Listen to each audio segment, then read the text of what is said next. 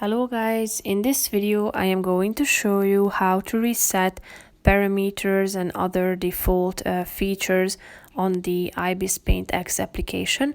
But first I just want to mention, don't forget to subscribe to my channel because at 10,000 subscribers I am going to show you my whole YouTube revenue statistics and growth strategy, how to make money online. So let's jump into it. First of all, open the app on your phone.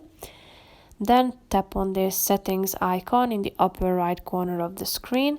Now scroll down till you find this reset section. As you can see, there are a bunch of options that you can choose from, such as reset basic brush parameters, custom brush parameters, reset color palettes, filter parameters, and so on. So if you would like to reset any of these, meaning that for example reset color palette, so the default color palette will be available. So all you have to do is clicking on the relevant one and then hitting the yes button in order to confirm your decision that you would like to reset a particular feature of the application.